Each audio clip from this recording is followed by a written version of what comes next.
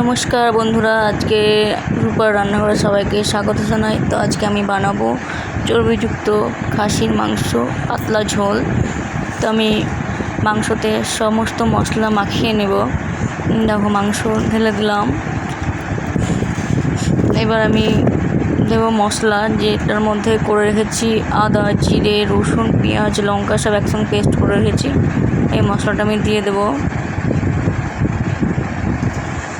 মশলা দিয়ে দিলাম।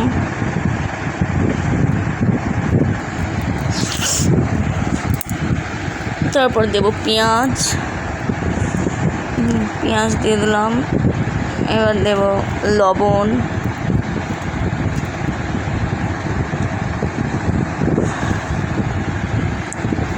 লবণটা একবারে দেওয়ার চেষ্টা করবে, নাহলে পরে একটু দেওয়া যাবে, তার জন্য না, একবার দিলে ভালো হয়, মাংসের মধ্যে লবণটা ঢুকে যায় ভালো মতো। হলুদটাও একবারে দেওয়ার চেষ্টা করবে, পরে দিলে হয়তো গন্ধ আসতে পারে, তাই আমি একবারেই দেওয়ার চেষ্টা করি। একবারে দিয়ে দিলাম।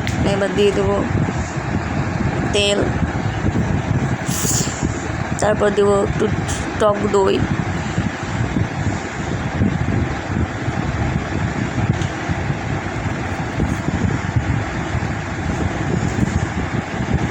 দিব। তারপর দিয়ে দেবো 2-3খানা তেজপাতা। ভালো করে সবটাকে মাখিয়ে নেব, মিক্স করে নেব। হাতে মাখলে ভালো হয়, কিন্তু আমি হাতে করে মেখেছি। তোমরা পারলে হাতে করে মেখে নেবে, তার সুবিধা হবে, ভালো মাখানো হবে। দেখো, মাখানো হয়ে গেছে, আমার খুব সুন্দর লাগছে না দেখতে। এবার এটাকে আমি ঢেকে রেখে দেবো, 0.5 ঘন্টা মতো রেখে দেবো। 0.5 ঘন্টা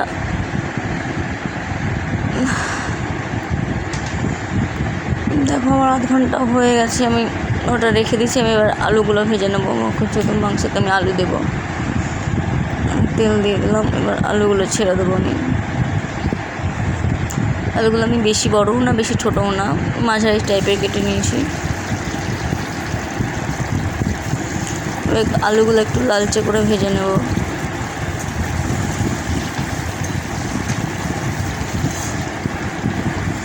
আলু ভাজা হয়ে গেছে আমার, এবার তুলে নেব আলুগুলো তেল থেকে।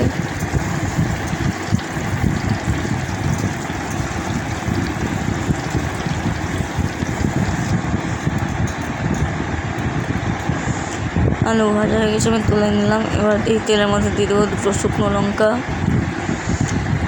আর দেবো জিরে ফোড়ন, আর অন্য কিছু দেবো না। আমি জিরেটাকে একটু, শুকনো লঙ্কা আর জিরেটা একটু ভাজা ভাজা হয়ে গেলে এর মধ্যে দিয়ে দেবো পেঁয়াজ। আমি শুকনো লঙ্কা দিয়ে ভাজা হয়ে গেছে, এবার দিয়ে দেবো পেঁয়াজগুলো।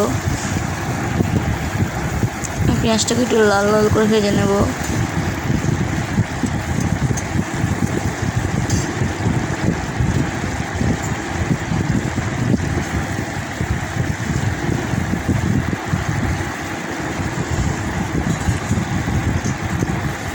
নেড়ে চেড়ে লাল লাল করে ভেজে নেব পেঁয়াজটা। আমি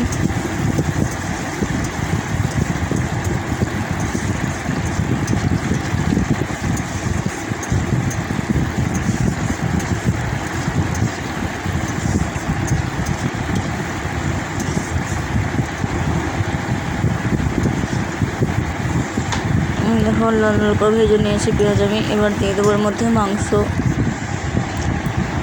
যে মাখিয়ে রেখেছি যে মাংসটা, সেটা দিয়ে দিলাম আমি।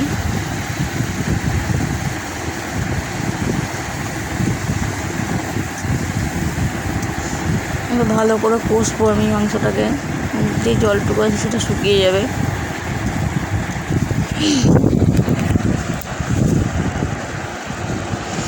এবার দিয়ে দেবো কাশ্মীরি লঙ্কার গুঁড়ো, দিয়ে দিলাম আমি। কাশ্মীরি লঙ্কার গুঁড়োটা শুধুমাত্র রঙের জন্য, দেখতে সুন্দর হবে তার জন্য।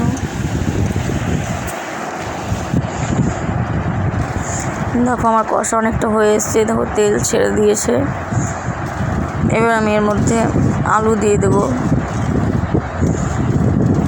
আর বেশিক্ষণ কষবো না, আলু দিয়ে দেবো। এই দেখো আমি আলু দিয়ে দিয়েছি, তোমাদেরকে দেখানো হয়নি আলু দেওয়ার সময়। আমি আলুটা 5 মিনিট আগে দিয়েছি, দিয়ে 5 মিনিট নাড়িয়ে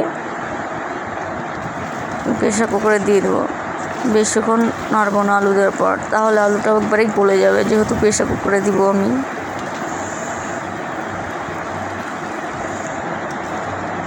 দেখো আমার মাংস কষা হয়ে গেছে, এবার প্রেশার কুকারে ভরে দেবো।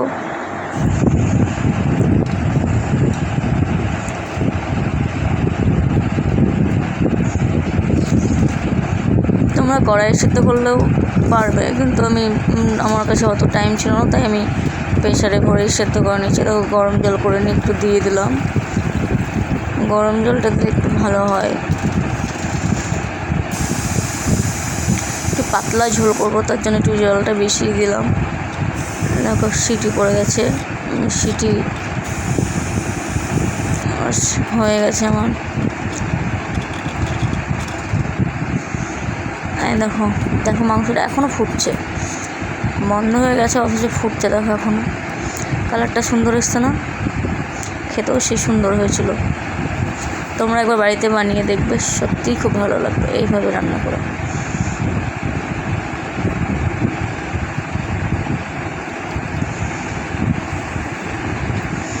আর আমি নামিয়ে নিলাম, গামলায় ঢেলে নিলাম।